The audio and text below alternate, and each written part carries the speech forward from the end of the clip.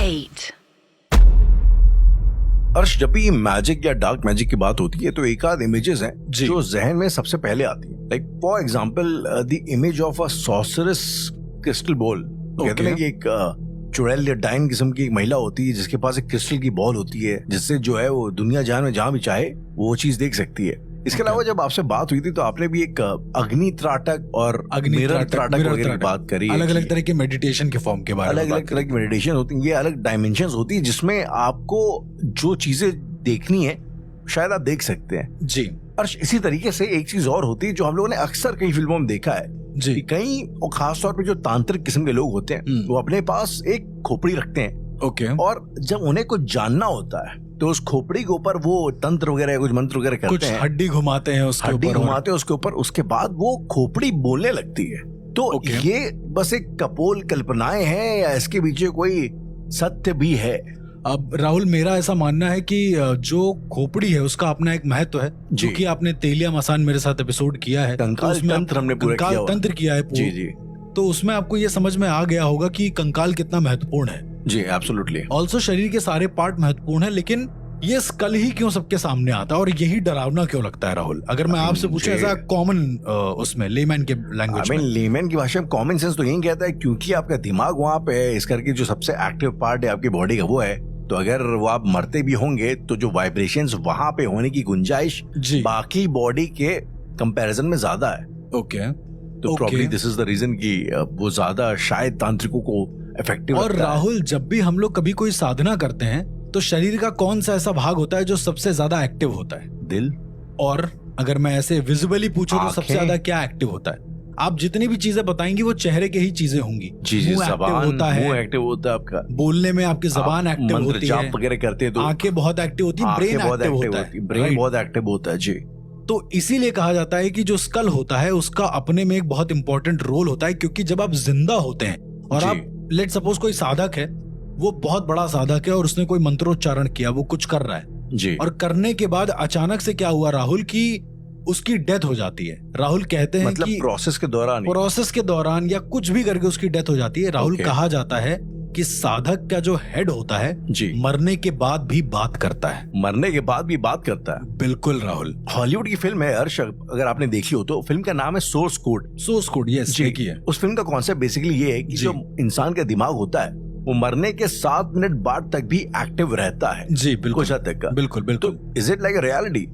अब ये तो बिल्कुल रियलिटी, क्योंकि साइंस भी प्रूव कर चुकी है. अब साइंस की चीजों को तो सब मानेंगे. जो स्केप्टिक्स हैं वो भी मानेंगे, जो कह सकते पूरी तरीके से नास्तिक हैं वो भी मानेंगे. मतलब तंत्र में इस चीज का भी लाइक बहुत बड़ा महत्व है. जो साधक होता है राहुल, वो करीबन 15 मिनट तक जिंदा रहता है. ऐसा कहा जाता है उसकी मौत के बाद भी, यदि कोई चाकू वगैरह से उसकी मौत ना हुई हो तो. ओके. और वो 15 मिनट के अंदर अंदर यदि कोई भी और उसके गुरु भाई साधक ने या उसके गुरु ने आकर उस पर एक क्रिया कर दी, मैं उस क्रिया का नाम अभी नहीं लूंगा, वही क्रिया का नाम इस एपिसोड का नाम है. अगर वो क्रिया कर दी तो वो साधक जिंदा हो जाता है. चलिए अब मैं इस क्रिया के बारे में बताता हूँ. इस क्रिया को बोलते हैं कपाल वार्ताली क्रिया. कपाल वार्ताली. चूंकि नाम से कंफर्म है, कर्ण वार्ताली या कपाल वार्ताली का मतलब ये होता है जो कपाल जी बोलता है.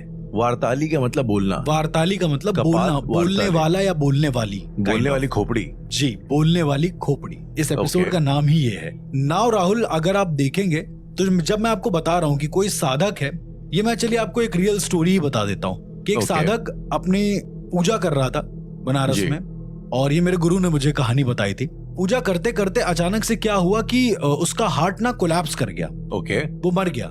और वहीं पर वो जहां पर जितनी भी तामसिक क्रियाएं अपनी करता था, जितनी भी पूजा करता था, वो वहीं पे करके लेट गया.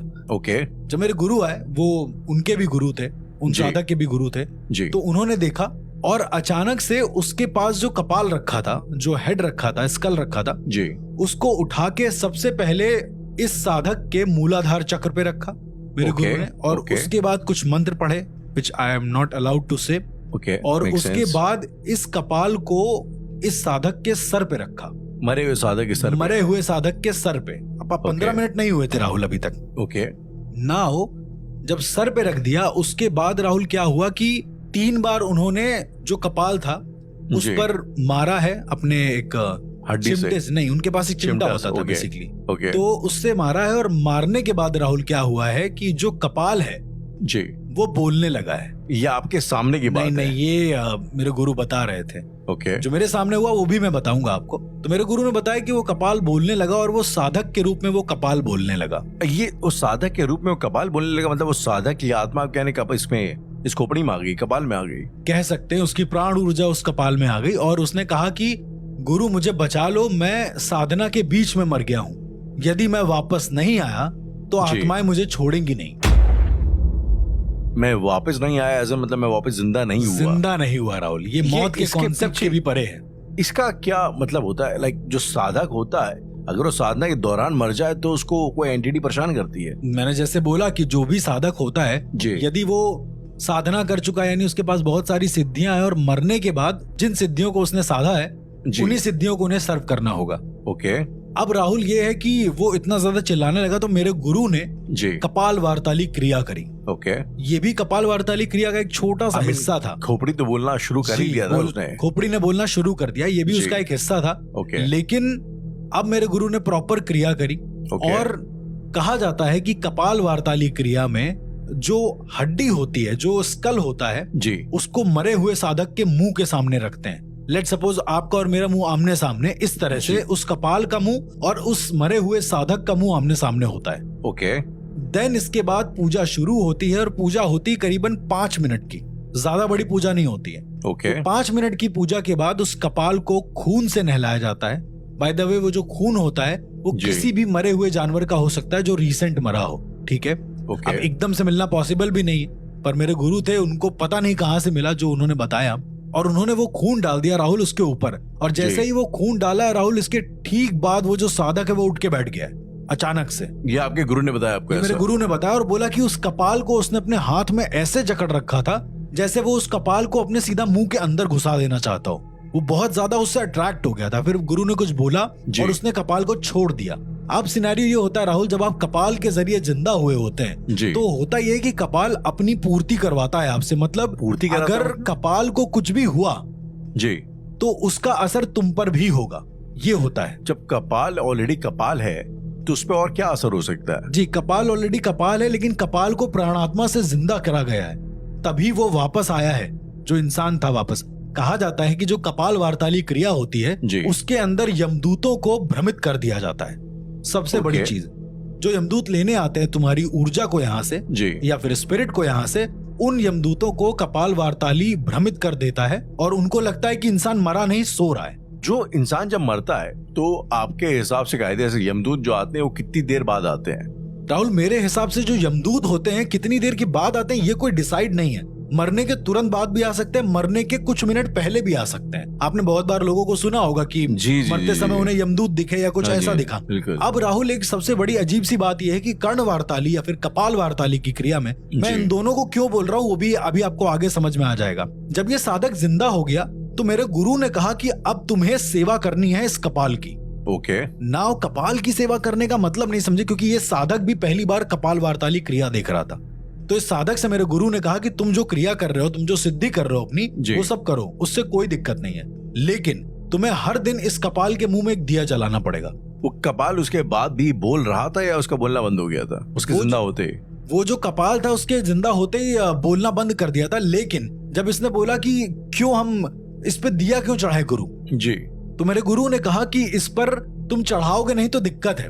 तो वो साधक ने बोला कि मैं शायद ना चढ़ा पाऊं गुरु, क्योंकि मेरी सिद्धि में यह है नहीं। और राहुल, द मोमेंट उसने ऐसा बोला है वहां पर जो हेड रखा था मेरे गुरु ने बताया वो बोलने लगा है। उसने बोला कि तुम्हारी सारी सिद्धियां मेरे पास है। ये वो कपाल बोल रहा था? ये वो कपाल बोल रहा था। मेरे गुरु ने बताया कि वो बोलने लगा और गुरु को भी नहीं सुनाई दिया, ये उस साधक को सुनाई दिया।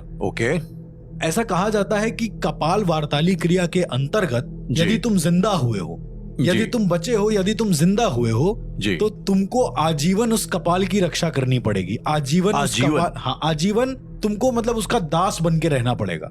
और वो जो कपाल है वो तब तक तुम्हारे पास से नहीं जाएगा जब तक तुम मर नहीं जाते हो।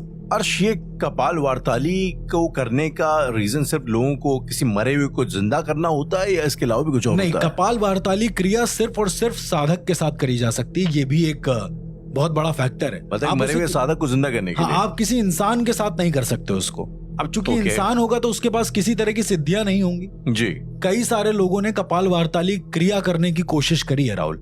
शायद ये मेरे मुंह से भी नाम लोग पहली बार सुन रहे हैं, क्योंकि इंडिया में बहुत कम लोग कपाल वार्ताली क्रिया के बारे में जानते हैं। तो कपाल वार्ताली क्रिया में क्या होता है कि जो कपाल होता है वो खुद बोलता है।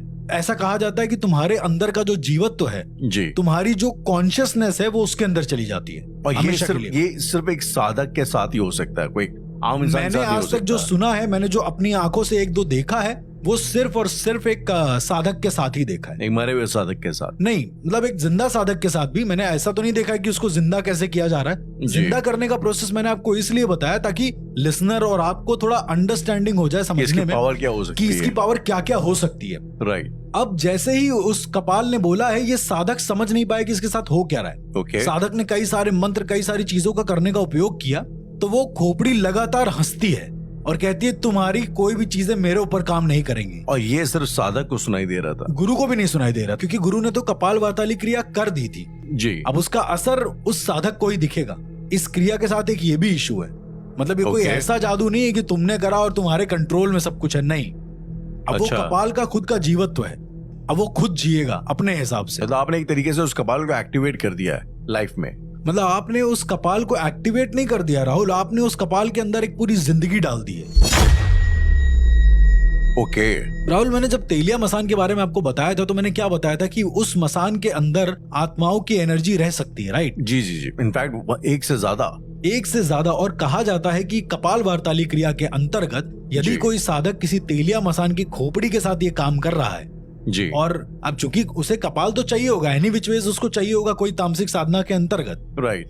तो मतलब उसने किसी कपाल को सिद्ध किया होगा राहुल। नाउ जी, उस कपाल को सिद्ध करते समय या फिर कैसे भी किसी भी सिद्धि को सिद्ध करते समय यदि कोई साधक मर जाता है और तेलिया मसान की खोपड़ी उसके सर पे लगा दी जाती है विद ए स्पेसिफिक मंत्र, जो अघोरियों को ही आता है और किसी को नहीं आता। मुझे भी नहीं आता वो मंत्र है क्या मुझे पता ही नहीं, वो सिर्फ अघोरी ही बोल सकते हैं उस मंत्र को, और तभी वो कारगर होगा। अगर तुम्हें मिल भी गया वो मंत्र तो कारगर नहीं होगा।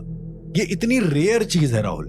आपने एक बार अपने सामने कपाल वार्ताली को होते हुए देखा, आज आपने बताया, तो उसका क्या एक्सपीरियंस? मैं जो मेरे सामने देखा था, खैर मैं उसको तो डिफाइन ही नहीं कर सकता। मुझे अभी भी लगता है कि वो हेलुसिनेशन है, पर जब कपाल वार्ताली के बारे में मैंने पूरा जाना तो मुझे पता चला कि ये हेलुसिनेशन तो नहीं है। राहुल, आपने बहुत सारे शो पीसेस देखे होंगे कंकाल के, कि उनका स्कल रखा हुआ है, उनका हैंड लटका हुआ है ऐसा करके। जी जी जी। तो एक बहुत अच्छे पैरानॉर्मल एक्सपर्ट हैं, उनके घर में ये चीज रखी हुई थी, ठीक है? एज इन लाइक कई कंकाल, एज इन एक सिर्फ स्कल रखा हुआ था, 2-3 स्कल रखे हुए थे। मुझे लगा क्या ऐसा ही होगा। उस रात को मैं उनके घर पे रुका। उन्होंने कहा कि रात को अगर डर लगे तो मुझे बता देना। अब मुझे लगा कि मजाक में कह रहे हैं, क्योंकि वो मुझे जानते थे ऐसा जी। तो मैंने उनको कुछ बोला नहीं, मैंने कहा ठीक है मैं इसी कमरे में सोता हूँ। उस कमरे में सोते समय राहुल क्या हुआ, मेरी बीच में एक बार नींद खुली। तो वहीं पर कुछ बुक्स रखी थी, मैंने सोचा लाओ पढ़ लेते हैं, नींद खुली लाओ पढ़ लेते हैं। तो कुछ बुक्स को मैं पढ़ने लगा। अचानक से मुझे क्या लगा कि जो बुक है उसके नीचे कुछ तो है जो ऊपर देख रहा है। लेट्स सपोज जमीन पर कुछ है जो किताब को देख रहा है, और अगर मैं किताब हटा लूं तो मेरी और उसकी नजर एक साथ आमने सामने आ जाएगी। ऐसा आप उस घर में अकेले थे उस वक्त? अब हाँ, वो जो दूसरे पैरानॉर्मल एक्सपर्ट थे वो दूसरे कमरे में थे। अब क्या हुआ कि मैंने किताब हटाया तो वहां नीचे कुछ नहीं था। वापस से मैंने किताब पढ़ना शुरू किया।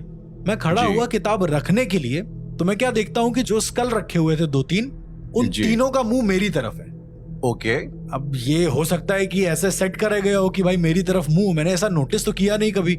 आपने जब उस कमरे में आप एंटर किया, आपने पूछा नहीं अपने फ्रेंड से कि ये जो 3 कपाल हैं इसका क्या लॉजिक है? नहीं, वो पहली बात तो बहुत बड़े पैरानॉर्मल एक्सपर्ट थे, मैं उनसे सवाल जवाब क्यों ही करता। और उनकी अपनी चीजें, मुझे लगा शोपीस होगा। बहुत लोग रखते हैं भाई, जो पैरानॉर्मल एक्सपर्ट है नाम के, वो तो रख लेते हैं। तो वो तीनों स्कल के मुंह मेरी तरफ थे। मैंने उनको वापस से ऐसे मुंह घुमा दिया कि मतलब सामने ऐसा करके देखो और अच्छा लगेगा शोपीस टाइप में जी। मैंने दूसरी बुक उठाई, पढ़ने लगा जी। जब दूसरी बुक को मैं रखने के लिए मुड़ा तो भी तीनों कंकाल के हेड मेरी तरफ थे। I mean, ये आपने उनको मुड़ते हुए देखा था? नहीं, मुड़ते हुए नहीं देखा, लेकिन उस कमरे में मेरे अलावा कोई आया भी तो नहीं ना। अब नीचे कोई वो ड्रिल थोड़ी ना लगी कि वो मुड़ जाएगा वापस से मेरी तरफ। जी। मुझे लगा मेरा एक बार भ्रम हो सकता है, 2 बार भ्रम हो सकता है, 2-3 बार ये हुआ राहुल। तो मैंने वो जो स्कल थे उनकी जगह बदल दी, वहां से मैंने उठा लिया उन लोगों को। और उठाकर मैंने वो जगह कहीं और कर दी, मतलब किसी और जगह अपने सामने रख दिया उसको। अच्छा, नॉर्मली यहाँ पे कोई एक आम इंसान होगा तो इस किस्म की चीजों को छूने से पहले 10 बार सोचेगा। आप ये जो कंकाल को इधर उधर जो करते हैं जी, तो आपको नहीं लगता कि शायद ये नहीं करना चाहिए? नहीं, मुझे लगा कि ये शोपीस है Rahul. To be very honest, मुझे वो असली लग नहीं रहा था। ओके। कभी इतना पास से, कभी इतना एक्यूरेसी से तो नहीं देखा मैंने। तीन को एक साथ, तो मैंने तीनों को ऐसे पकड़ा और उसको उठाकर सामने रख दिया। सामने एज इन साइड में पड़ी मेज पे जी। और राहुल, जब मैं मेज पे रखता हूँ उसको, तो मैं क्या देखता हूँ कि मेरी जगह पर, जहाँ पर मैं बैठा था, वहां पर एक स्कल रखा हुआ है। जहाँ बैठे थे वहाँ एक स्कल रखा हुआ है। थोड़ा इस चीज को आपको ध्यान से समझना है। जब मैं उस स्कल को लेने गया तो पीछे देखा सिर्फ 2 स्कल थे। अगेन मैंने तीनों स्कल को उठाया, उसे एक मेज पर रखा। मैं पीछे मुड़ता हूँ तो वहां पर एक स्कल रखा हुआ है, वही स्कल जो 3 स्कल मैंने उठाए थे। और जब मैं पीछे घूमता हूँ तो 2 ही स्कल रखे थे वहां पे। अब मुझे लगा कि हो क्या रहा है मेरे साथ। पहले तो मुझे पैरानॉर्मल लगा नहीं कुछ। थोड़ी देर के बाद राहुल, मुझे किसी बच्चे के चलने की आवाजें आने लगी जोर जोर से, जैसे कोई बच्चा, हाँ, कमरे के अंदर ही, जैसे कोई बच्चा बहुत तेज भाग रहा हो। ओके। अब चूंकि वहां पे शीशा लगा हुआ था राहुल, तो शीशे से मुझे ऐसा लगा कोई बच्चा सांस ले रहा है, मतलब उसकी जो सांस है वो शीशे पे जा रही है। ओके। सुनने में थोड़ा अजीब है। जब मैं गेट के पास गया तो वहां मुझे वो कोई भी बच्चा दिखा नहीं। और जब मैं पीछे मुड़ता हूँ जी, तो वो जो तीनों कंकाल हैं, तीनों जो स्कल हैं जी, वो उसी मेज पर रखे हुए थे। अगेन मेरा हेलुसिनेशन हो सकता है, मैंने ज्यादा इमेजिन कर लिया हो, मे बी परहैप्स। और उसके बाद मैंने इनको उठाकर वापस से उसी जगह पे रख दिया जहां से आप लेके आए थे। जहां पे ऊपर ही रखा था शेल्फ पे, मैंने वहीं पे रख दिया जी।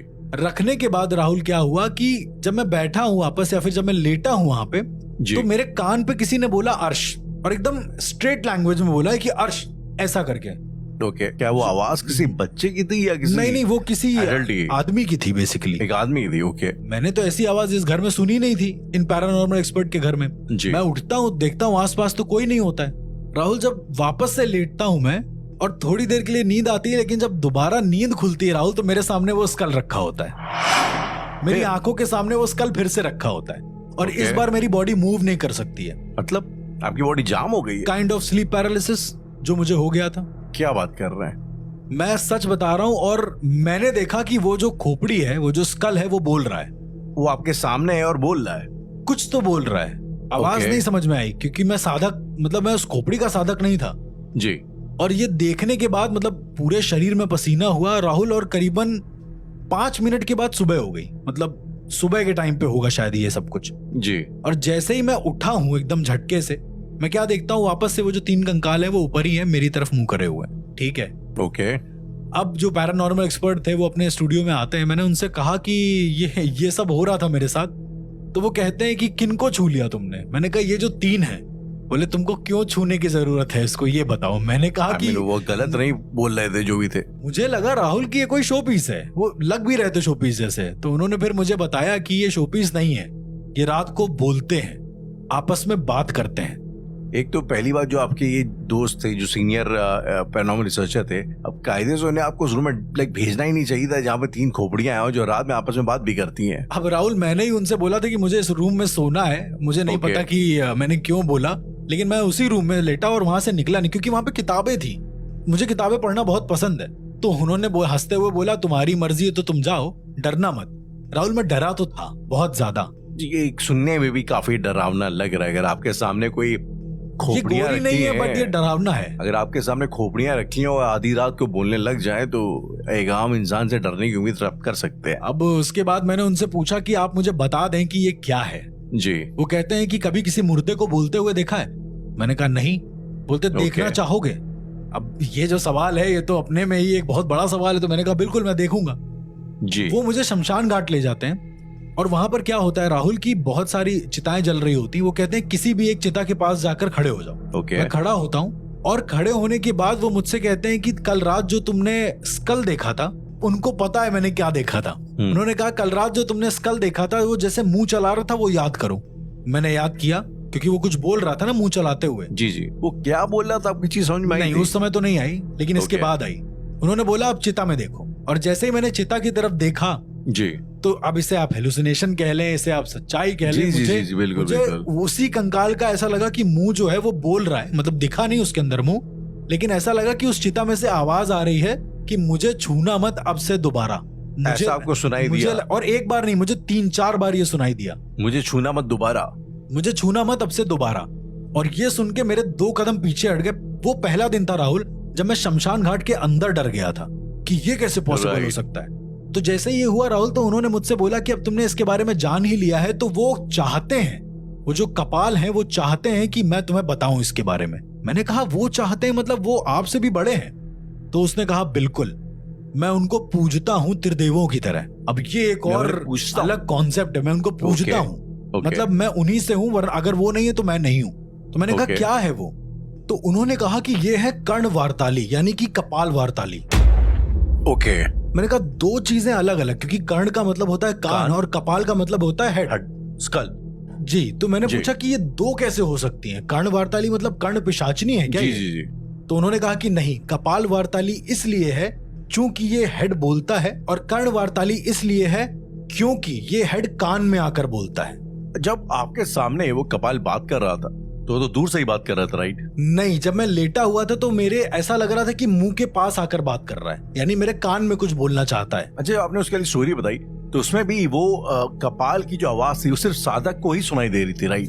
आपके गुरु को नहीं सुनाई दे रही थी? नहीं, वो गुरु को भी नहीं सुनाई दे रही थी, जो पहला वाला था। अभी इसमें क्या हुआ कि मेरे गुरु ही एक साधक रहे होंगे शायद, जिनको कपाल वार्ताली मिला होगा, तो मुझे उसकी आवाज उस समय नहीं सुनाई दी, मुझे उन्होंने उसकी आवाज यहाँ पर सुनाई, शमशान घाट के अंदर। अर्श, तो ये कर्ण वार्ताली कोई जी एक तरीके की गुप्त सिद्धि है क्या? कपाल वार्ताली एक तरीके से। कपाल वार्ताली, तो क्या ये एक गुप्त सिद्धि है? मुझे ऐसा लगता है कि ये गुप्त सिद्धियों में आती है, क्योंकि इसका वर्णन मोस्टली मुझे कहीं नहीं मिला राहुल। मैंने कई सारे वेद और कई सारे प्राचीन ग्रंथ को छान मारा, लेकिन उसके अंदर भी इसका वर्णन नहीं। इवन ऐसा कहा जाता है कि जो नीलावंती ग्रंथ है राहुल जी, उस ग्रंथ के अंदर शायद कपाल वार्ताली का वर्णन है। अब मैंने तो पढ़ी नहीं है, जिसने पढ़ी उसको पता होगा, बस एक उड़ती उड़ती ये खबर है कि उसके अंदर ऐसा वर्णन है।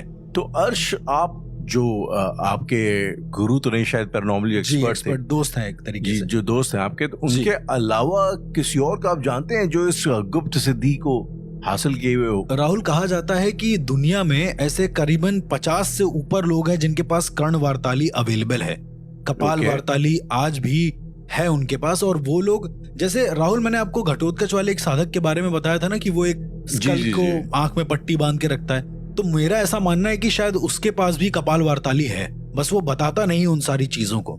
राहुल, आपने बहुत सारे ऐसे नॉर्मल केसेस में इंडिया के ये देखा होगा कि सिर्फ हेड मिलता है, राइट? बॉडी पूरी डिकम्पोज हो जाती है बट हेड मिलता है कहीं कहीं पर। जी, कहीं मैंने सुना है इसको, ऐसा है ना? या फिर कहीं कहीं पे आपने ऐसा देखा होगा, जो नरमुंडो की जो झील है, जो जिसको कहते हैं रूपकुंड झील, वहां पर हेड मिले हैं, राइट? मेरा ऐसा मानना है कि वो जो हेड मिले हैं वहां पर, उनमें से कोई तो एक ऐसा हेड जरूर होगा राहुल, जो कपाल वार्ताली चीजों के लिए सिद्ध होगा, फॉर श्योर। लेकिन आपने बताया कि जो कपाल वार्ताली को सिद्ध कर लेता है, उसकी फिर ड्यूटी बन जाती है कि उसकी वो पूरे आजीवन उसकी सेवा करेगा। आजीवन उसकी सेवा करेगा, बिल्कुल। तो उसको फेंकेगा क्यों? अब यही वाला एक सोचने वाली बात है, क्योंकि बहुत सारे लोग ऐसे भी हैं राहुल, बहुत सारे साधक ऐसे भी हैं जो कपाल वार्ताली से परेशान हो जाते हैं, क्योंकि जब तुम उनकी बात नहीं सुनोगे राहुल, तो वो जो खोपड़ी है वो लगातार बोलने लगेगी, और बोलते बोलते, जैसे कर्ण पिशाचिनी में होता है ना, बोलते बोलते तुम्हारे कान से खून निकलने लगेगा और तुम मर जाओगे। अर्श, मुझे कभी लगता है कि हमें शायद एक दिन एक एपिसोड डेडिकेटेडली इसके ऊपर भी करना चाहिए कि कैसे सिद्धियां आप एक दूसरे को ट्रांसफर करते हैं। लाइक बिल्कुल, मुझे लगता है कि एक टाइम आने के बाद साधक जो है सिद्धियों से त्रस्त हो जाते हैं, उसके बाद उनके अंदर होड़ मच जाती है, इसको पास ऑन कैसे करने की। और कई सारी 99% सिद्धियां ऐसी हैं कि आपने कर तो लिया खुशी खुशी, लेकिन उसके बाद वो आपके पास से जाएंगी नहीं कभी। आपकी मौत के साथ ही उनका जाना लिखा होता है, लेकिन आपकी मौत के बाद आपको उन्हें सर्व करना होता है। राहुल, 99% ऐसे साधक होते हैं जो कपाल वार्ताली की क्रिया करते हैं, उनको पता होता है कि मरने के बाद उन्हें कंकालों को सर्व करना पड़ेगा। जरा सोचिए, एक ऐसी दुनिया जहां पर आप मरने के बाद कंकालों को सर्व कर रहे हैं, कितना खराब लगेगा। अब आपको मोक्ष भी नहीं मिल रहा है। आप ये अप्सरा साधना की हमने बात करी थी, तो क्या उसमें भी सेम सिनेरियो होता है अर्श की? हाँ, उसमें भी यही सिनेरियो होता है। आपको उसके मतलब मरने के बाद आपको अप्सराओं की सेवा करनी पड़ेगी। अप्सराओं की सेवा करनी पड़ेगी, एकदम वैसे ही ट्रीट करना पड़ेगा जैसा उन्होंने अपनी रियल जिंदगी में तुम्हें किया है, सेम वैसे ही आपको ट्रीट करना पड़ेगा। इट्स नॉट अबाउट अप्सरा साधना। किसी भी तरह की साधनाओं को करने के लिए पहली बात तो हर कोई इंसान आगे आता नहीं है।